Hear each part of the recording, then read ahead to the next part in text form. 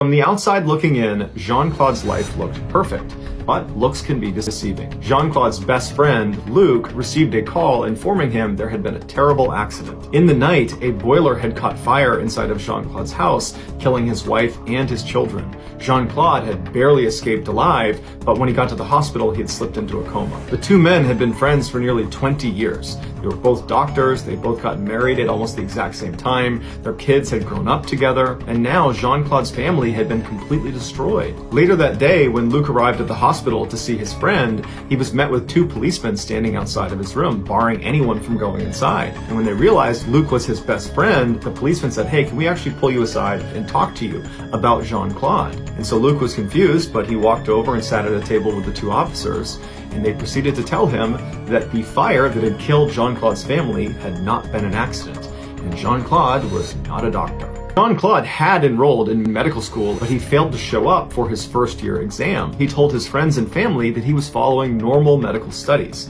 and eventually he told them he had become a doctor. He asked his friends and family to give him their life savings so he could invest them into these schemes that he knew about, and because he's this very successful, reputable doctor, people agreed and gave him their money. Some of these people began doing some research and they found his name was not listed on the World Health Organization's staff list. Jean-Claude knew it was only a matter of time before he was exposed, and the way he handles it is he drives to his parents' house and he kills his parents and their dog, and then drives back to his house and kills his family, takes sleeping pills, and then lights the house on fire. But firefighters were able to get to him and pull him out before he could take his own life. He was taken into custody and he made a confession. He was convicted of murder in 1996 and given a life sentence, but in 2015 he became eligible for parole, and in 2019 he was released. Audrey was one of the best freedivers in the world, and this day she was trying to become the best freediver in the world by breaking the world record for the deepest depth achieved by a no limits freediver, which was 170 meters. They released the sled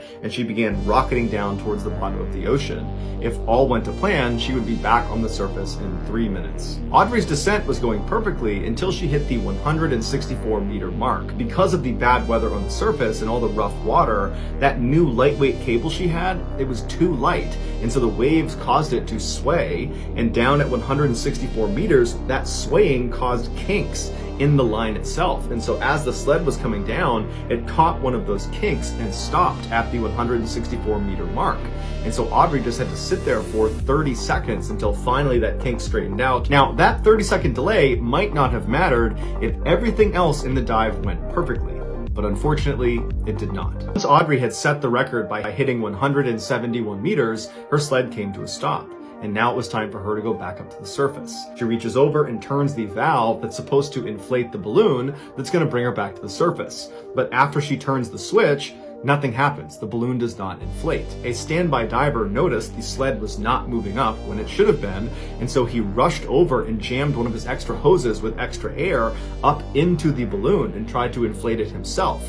But there wasn't enough air coming out of this tank for it to fully inflate, and so the sled began to move painfully slowly up in the water column. On the surface, when the 3-minute mark came and went and Audrey did not surface, her husband immediately threw on scuba gear and leapt in to try to save her. And by the time he got down to her and brought her out of the water, she had been underwater without air for 8 minutes and 40 seconds. Audrey was ultimately rushed to a hospital where she was later pronounced dead. The cause of death was drowning. Robert suddenly felt motivated to go out into his backyard and finally do a huge cleanup. The very back of his property was totally overgrown with bushes and shrubs, and so he figured he would just go back there and hack a bunch of it down. And all day, his neighbors saw him slowly making progress as he kind of hacked his way towards the back of his property. And by the evening that night, it looked like he was almost done. 2 days later, Robert's friends were at their favorite restaurant in town waiting for Robert to show up for lunch. After waiting for almost an hour and a half, his friends grew concerned because Robert was not the type of guy to just blow off a lunch meeting and not tell anyone where he was. And so the friends decided they would just drive by Robert's property to make sure everything was okay.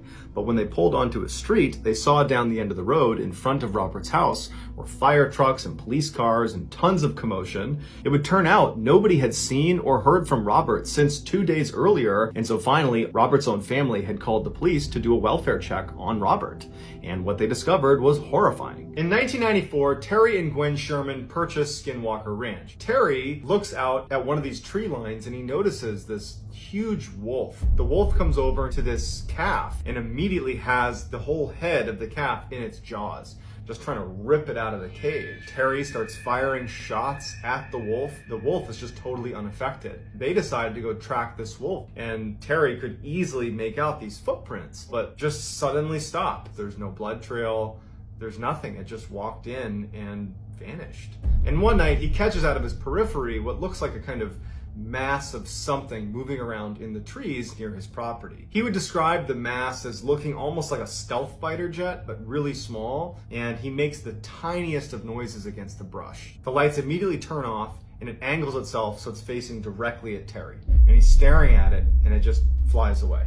By the spring of 1995, things have gotten really bad. Even though Magdalena was fully aware that what she was getting herself into was an act, it had this profound impact on her. She literally believed she was a reincarnated Incan goddess, and she was not a merciful one. She also was becoming completely delusional. She convinced herself that in order to survive, she needed to start drinking blood. And so for the next several weeks, Magdalena would order everyone in the village to go up to the cave for a blood ritual. She identifies her next sacrifice, and out of fear, the other villagers would launch themselves on top of the chosen sacrifice. She would have the sacrifice strung up to one of the pikes while they were still alive, and then she would carve their heart out while they were alive, and then she would drink their blood. And Sebastian, the 14-year-old boy, poked his head around and looked into that cave. He watched one of these sacrifices having their heart cut out. He and the police officer, Luis Martinez, they would go back to the cave, and Magdalena and her cult would spot them, capture them, and drag them both into the cave, and both of them would be ritualistically sacrificed. When the police and army arrived, all of the villagers had been ordered up to the cave where they had barricaded themselves inside with weapons. There's this big shootout with all of the villagers, and during the shootout, the majority of the villagers are killed. The Hernandez brothers, they're also killed in the shootout. Magdalena and her brother Eliezer, they were still alive. They were trying to hide from the authorities, and so they would be arrested. Amazingly, none of the villagers ever testified against Magdalena or her brother. Clearly, they were more terrified of the Incan goddess than they were terrified of the prospect of 30 years in prison. And all those people that knew Bebo the best were asked, why do you think he did what he did? None of them have an answer. Bebo got a job at the SeaTac airport as a ground service agent for Horizons Airline. It was not a job he necessarily wanted, but they needed the cash. They asked him to be on a two-person tow team. On that fateful day, a passenger airplane owned by Horizon Airlines flew into SeaTac airport where Bebo worked. Bebo arrived and he climbed inside the empty aircraft and made his way into the cockpit. He followed the startup procedure until the plane was on and the propellers were starting to turn. Air traffic control bombarded Bebo over the radio, asking him, "What are you doing? This is unauthorized movement. You should not be heading towards the runway right now." But Bebo never responded. Instead, he just continued on until he reached the beginning of the runway, at which point, despite having no flight experience, minus some video games, he managed to go full throttle and get this plane careening down the runway and successfully took off. But that was nothing compared to what he did next. Over the course of his 1-hour-long flight, he expertly performed backflips and barrel rolls and these huge loops in the sky, dangerous maneuvers that even expert pilots might risk stalling the plane and crashing. But he didn't. It was like he'd been doing this his whole life. The extremely professional, very calm air traffic controller tries to convince Bebo that he really needs to come down and land this aircraft. But Bebo kind of laughs it off and says, I wasn't really ever trying to land this plane. And then in Bebo's most poignant moment, he tells the controller that he's just a broken guy and he's got a couple of screws loose and he didn't know it until now. At 8:45 p.m., the nose of the plane was seen pointed straight down at the earth. 1 minute later, at 8:46 p.m., Bebo intentionally crashed into a small island off the coast of Seattle. He was the only fatality in the crash. The internet gave Bebo a new nickname to commemorate the fact that basically no one could have done this but him. and so they named him the Sky King. One night, he's sitting on his porch with his rifle. He notices out on the horizon, orangey orb. He describes it as a portal. In the middle of the orange orb is this blue sky. It's as if he's looking through a portal into another world. He can see that a black figure is crawling out of this portal into his property. Following this night with the orange portal, Terry started to notice blue orbs. So blue orb started showing up on their property, and his 3 dogs are sitting with him that see the orb, and they start growling and barking, and so he lets his dogs go, thinking that maybe they can scare this thing off.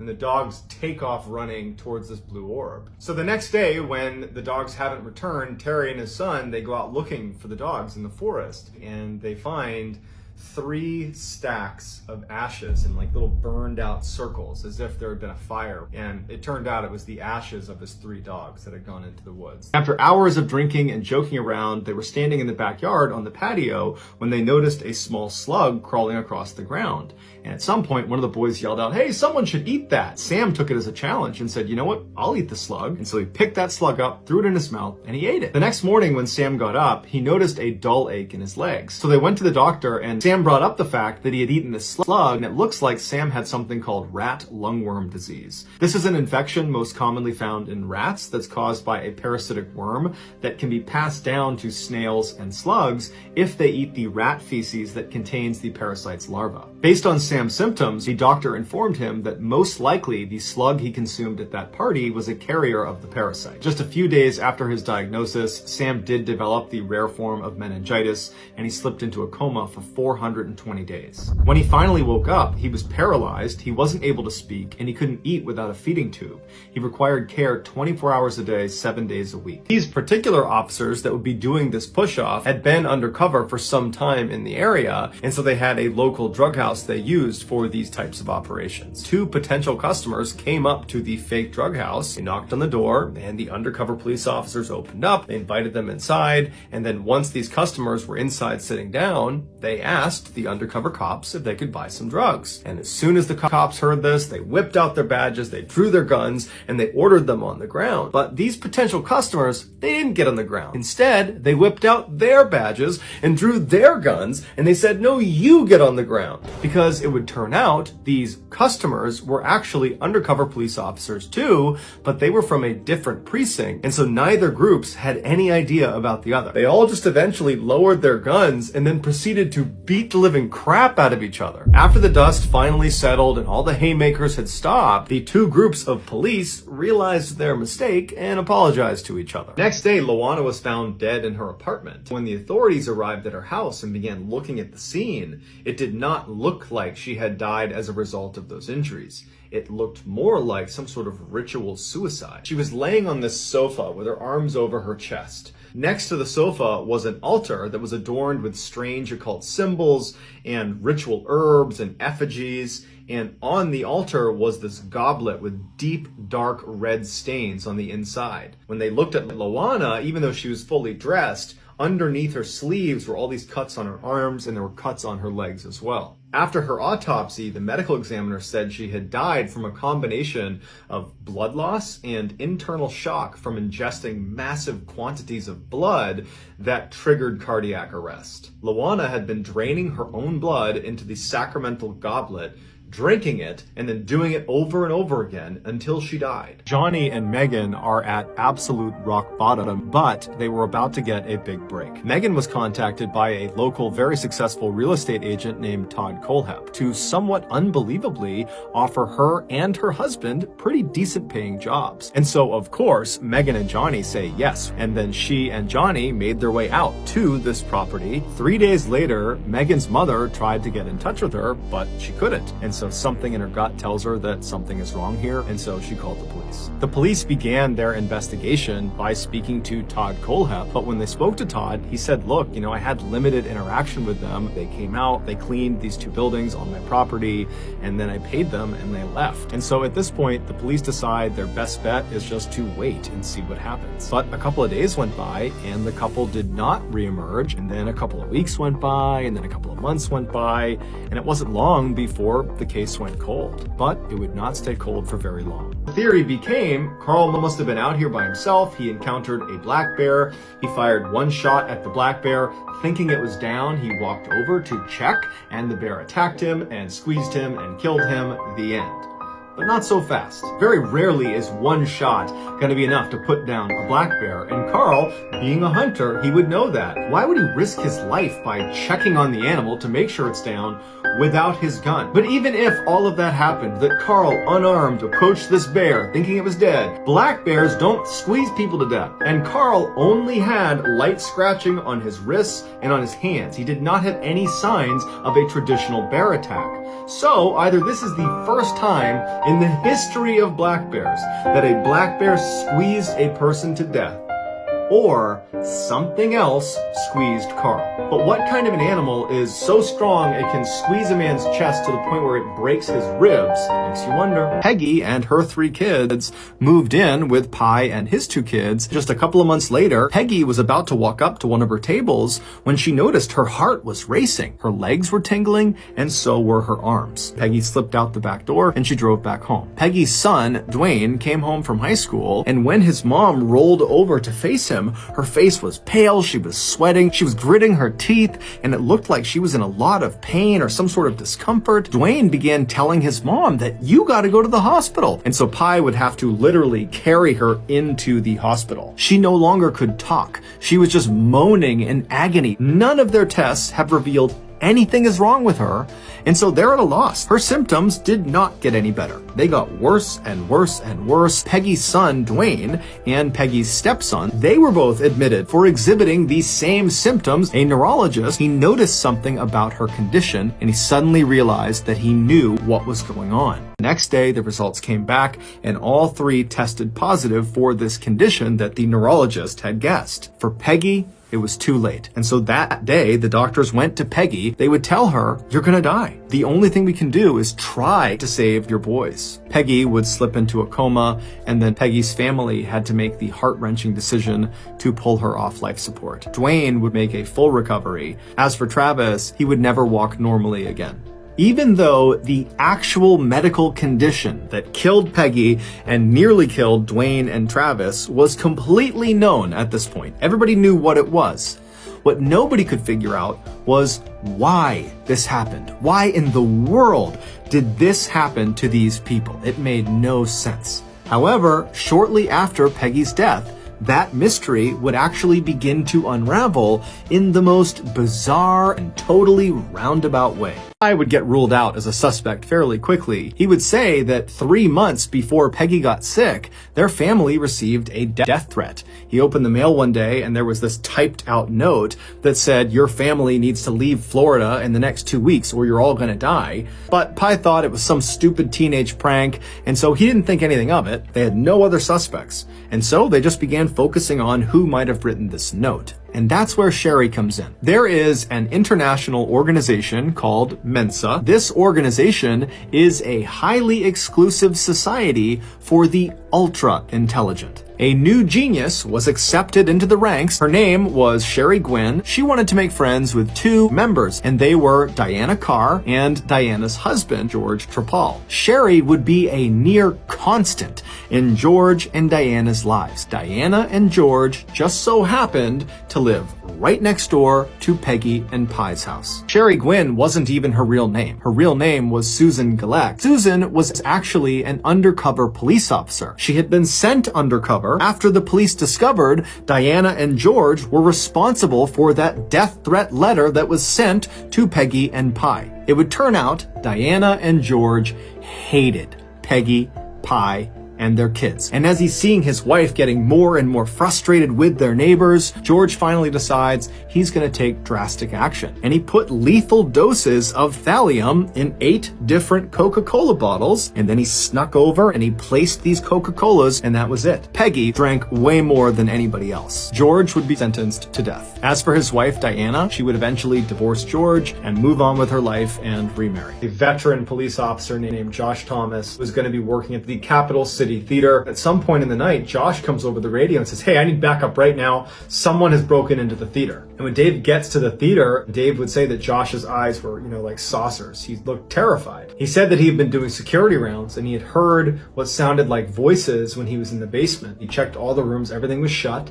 And when he made his way up to the 3rd floor, he saw that the elevator had kicked on. It was in the basement, and suddenly the light was on and it was whirring up to the 3rd floor. And when the elevator opened up, there was no one there. And then the alarm goes off. That's when he called in for backup. They clear the whole theater, no one's there. They go into the main auditorium where the stage is, and they're just standing on the stage chatting with each other. And Josh is facing Dave. Josh just suddenly stopped, looking just beyond Dave's shoulder. And Josh goes, "There's something behind you." Larry approached his wife and said, "Hey, I'd like to head up to Lake Erie and go fishing for the weekend." That night, Lake Erie was hit with a massive thunderstorm. And then the following morning, the Coast Guard discovered Larry's boat floating around. He was never found, and he was eventually declared dead. 8 years later, Larry Bader's niece, Suzanne Peka, was at a sporting goods show with a friend of hers. And in the middle of this group was this man doing an archery demonstration. Suzanne's friend turned to Suzanne and said, "Hey, doesn't this guy look exactly like your uncle?" And all of a sudden, she saw it too. Suzanne and the friend ran over, and Suzanne says to him, "Hey, you look exactly like my uncle, Larry Bader, who went missing." He kind of smiles and says, "I don't know Larry Bader. My name is John Johnson. People call me Fritz." And they said, "Look, will you please just humor us and go to the police station with us and get fingerprinted?" He's like, "Okay, fine. I'll go to the police station with you." And afterwards, the police would tell him, "You are Larry Bader." He could not believe it. All he had was a contiguous stretch of memories from when he was a very young child as Fritz Johnson all the way to the present. When Fritz showed up in Omaha, Fritz just kind of thread himself into the Omaha community.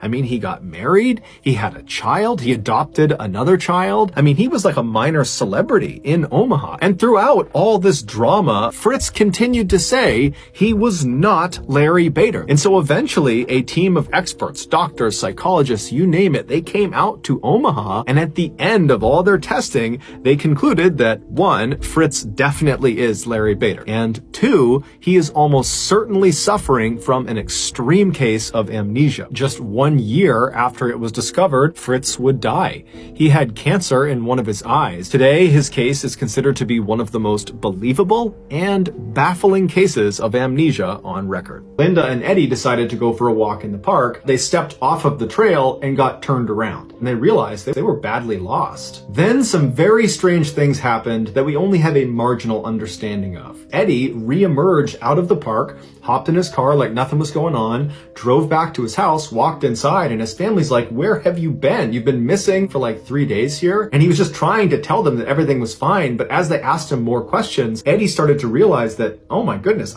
I actually don't know what happened. And so his family called this relative that Eddie had claimed he dropped Linda off at, and when the relative picked up, they said, "No, we don't have Linda here." And so the family contacts police, and they look all over this park for days and days, and there's no sign of Linda. 3 days after Eddie had re-emerged from the park, and 5 days after they had originally gone missing, some searchers that were on ATVs were about 2 miles away from the entrance of the park in this very thick area, and they found Linda. She really had no idea what was going on. She said she didn't understand how she got where she was, but as she's laying in the hospital, she starts kind of coming to, and her memories start flooding back. She said on one of the last mornings she was out there, she woke up, she hears movement coming off to her right, and she turns, and standing next to a tree is this dark silhouette of a man who's just staring at her. He's got no features, he's just this shadowy figure. And she looks at that one and realizes there's another one, and another one, and another one. They're all around her looking in, these dark shadowy figures, and she's so scared. And as she's looking around at all of them, it seems like they registered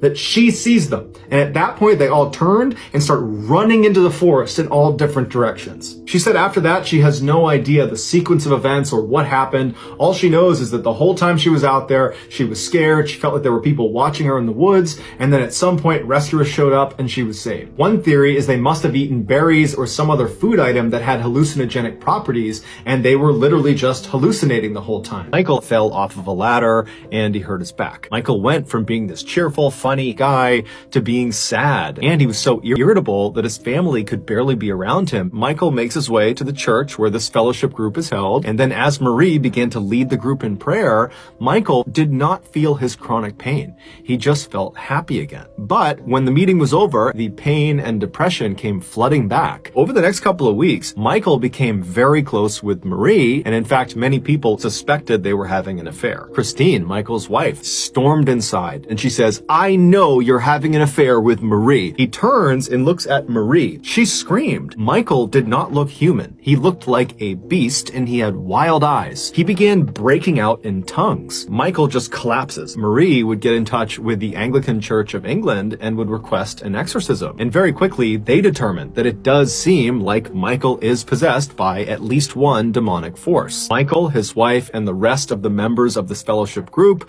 along with Peter and Raymond, they would all meet at this other church in a neighboring town. Peter and Raymond began the ritual by praying. Michael began screaming out in tongues, and he began writhing around, and he fell to the ground, and he began contorting his body in grotesque positions. After 8 hours, they finally just came to a stop. Peter and Raymond, they tell him, "We identified 40 demons inside of you, and this exorcism was able to expel 37 of them. So go home, and tomorrow we will finish this exorcism." A few hours later, when Michael and his wife had come home, Michael had fallen into one of his trances and began beating his wife. And then after she had finally died, he tracked down the family dog and killed the dog as well. Ultimately, Michael would be found not guilty by reason of insanity, and after only 4 years of psychiatric care, he was released. And today, he is still living free in Ossett. People come out to this bridge to go bungee jumping. Yesenia and her boyfriend, they get in line. Yesenia is starting to panic. Suddenly, bungee jumping looked terrifying. And so her boyfriend, he's trying to calm her down, but she did tell her boyfriend that she's not about to back down. And then finally, Yesenia and her boyfriend reach the front of the line, and the staff members are putting on their harnesses and getting them ready. And then at some point, one of the staff members finally says, "Okay, jump." And so Yesenia jumps. It would turn out Yesenia had made a mistake.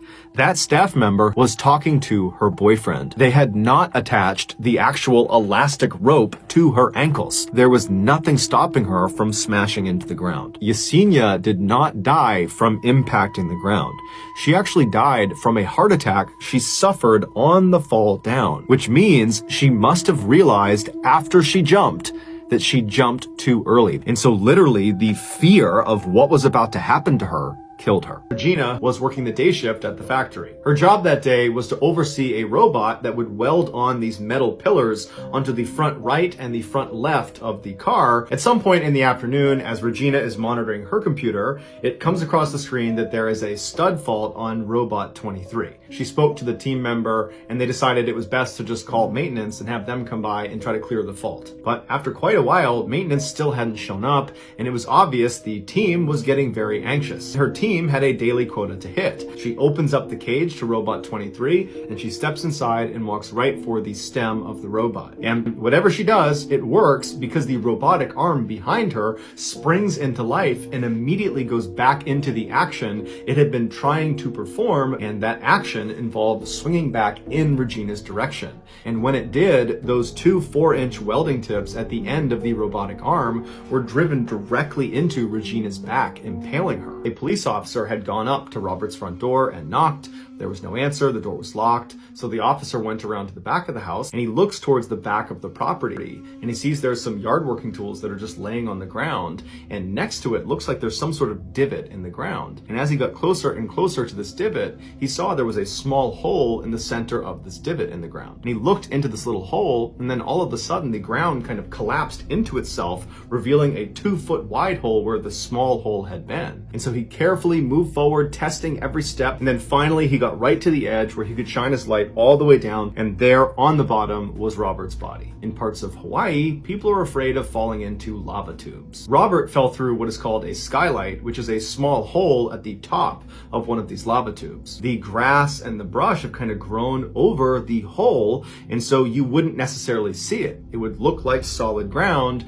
when in reality it was a death trap. Bruce and Melinda Pleskovic received some very exciting news. Their daughter, named Anna, and her fiance named Jeff were expecting a baby. Anna still lived at home with Bruce and Melinda. Jeff would move into Bruce and Melinda's home. Anna was home alone with her young daughter. She suddenly hears someone trying to open the back sliding glass door on the back of the house. She happens to look out one of the windows that looked out into the backyard, and standing right up against the glass is this unknown male figure with his face pressed up against the glass. And then this guy, he notices Anna and he ducks down out of view. And so she just turns and runs back towards the front of the house. She runs upstairs, she goes in the bedroom, she locks the door, and she calls the police. But by the time the police come out there and they look around, they can't find this unknown figure that was at the back of the house. The Pleskovic family was now totally on edge. In fear, these strangers were going to come back. And unfortunately, these strangers would come back. A few months later, Anna was home with her daughter, along with her mother. She hears the sound of somebody trying to open that back sliding door. And she kind of peeks her head down this hallway. There are two large adults standing at the back door trying to force open this door. These two strangers, they turn around and they run. The police come out, they search the property, they can't find anyone. The police leave and they tell the family, we can't do anything, so please just let us know if anything else happens and we'll be out here as soon as we can. The following month, one of Melinda's car keys would go missing. Whoever had stolen these keys would use it to randomly start Melinda's car in the middle of the night, and they also used it to set off her car alarm. They also discovered that there were nails jammed into the tires of Bruce's car. And so very frustrated, Melinda actually takes to Facebook, and just overall, she's pleading with whoever is harassing her family to just leave them alone. But unfortunately, this post would not do anything. The harassment would continue. 4 days later, Jeff, along with his young daughter and Bruce, they drove back to their house. Bruce went inside, followed closely behind by Jeff. Bruce walks through the house to the back of the house where the kitchen is, and there's something on the kitchen floor. And when Jeff sees it, he immediately called 911. Somebody's been attacked in my house. They attacked who? Who was attacked? Mel Pleskovic. Mel Pleskovic was attacked. Jeff and Bruce had just discovered Melinda lying on the kitchen floor. She'd been stabbed and shot. She would be rushed to the hospital, but she would die that night. They were all acutely aware that whoever had done this to Melinda had to be connected to all of these strange and suspicious people that had been lurking around their property for the better part of 2 years. The Strongsville Police Department would come out in force for this case, and they would solve it in just 4 days. And when they went public with who killed Melinda, no one could believe it. Back on the night Melinda was discovered, Jeff, along with his young daughter and Melinda, they were all together in the house. Jeff had put his daughter down in her playpen and then went into the kitchen where Melinda was, and he walked up to her, pulled out a knife, and stabbed her. Jeff drew a gun and shot her to make sure she was dead. And then he would just scoop up his daughter and he would leave the house. Jeff was found to be responsible for literally every single suspicious event that had taken place around the Pleskovic property leading up to the attack. What is kind of generally accepted as why Jeff did this is that Jeff apparently loathed Melinda, and as soon as he moved in, he began plotting to kill her. Ultimately, the police would discover the knife and some bloody clothes in the back of Jeff's car. He would ultimately be sentenced to life in prison with the opportunity for parole after 33 years. He would also never give an apology or explanation to the family. One Friday night, Molly calls Rachel to go hang out in the cemetery. So Molly drives in the gate and they park. The girls started to smell a bonfire. And so they only get a few steps up this hill when they are suddenly hit with this disgusting, putrid smell. Rachel, she's like, let's go, we gotta go. And the two girls turn around and begin walking back. When Rachel just turns around to look, and standing at the top of that hill is a man. But then she realizes he's walking down the hill towards them. And they start running up the hill, and Rachel looks around, and now this guy is running towards them. They run to Molly's car and they speed out of the cemetery. The next morning, her mom's like, someone I work with, she got kidnapped. The person who had kidnapped her had killed her and then tried to dispose of her body at the cemetery by burning her in a bonfire. Rachel suddenly felt sick because now she knew what was happening last night. Rachel immediately pours her heart out about everything that happened the night before, and so her mom tells her, you and Molly have to go to the police station. But luckily, within 48 hours, the police actually caught this guy, and so he went to jail. Susan was fighting with her husband Mike, and Susan had finally gotten the courage up to tell Mike she wanted a divorce, and Mike did not want a divorce. She pulled into the driveway of her one-story Cape Cod home. She went in the back door, and right away she saw a note that her husband had left. And the note just said, Sue, I've had trouble sleeping. I've gone to the beach. I'll see you in a couple of days. And she noticed the first floor bedroom was really dark. And as she's staring at the room, a man she didn't recognize walked out from behind the bedroom door and started walking towards her. He had yellow rubber gloves on and he was holding a hammer. For many people, the sight of a stranger inside of your home carrying a hammer would be enough to prompt you to turn around and run out of your house. But not Sue. She had been an emergency room nurse for the past 30 years. She and the other nurses she worked with trained regularly in self-defense because you just never knew what was going to happen in the ER. And so here Sue was staring down this intruder in her house with 30 years of preparation for this moment. Sue ran at this guy faster than he was coming at her, and it caught him off guard. And so she rams him into the wall. He hits her in the head once with the hammer, but it wasn't enough to subdue her or even knock her down. She barely felt it. And the man would say 2 words, and it was, "You're strong." And Susan, when she heard that, it was like an adrenaline rush. She knew this guy was not trying to rob her. He was just trying to kill her. And she managed to wrestle the hammer away from him while pinning him against the wall, and then smashed him in the head 3 times with this hammer before he managed to get it back. She reaches out and puts her arm over his throat and puts him in a wicked chokehold, one that he was not getting out of. And she proceeded to choke him to death. And her attacker turned out to be 59-year-old Ed Haffey. They discovered Ed's backpack inside of Susan's house, and in it was a notebook that contained instructions for what to do after he killed Susan. And one of those instructions was to call Mike. It turns out this Mike was Susan's husband. He had paid Ed $50,000 to kill his wife.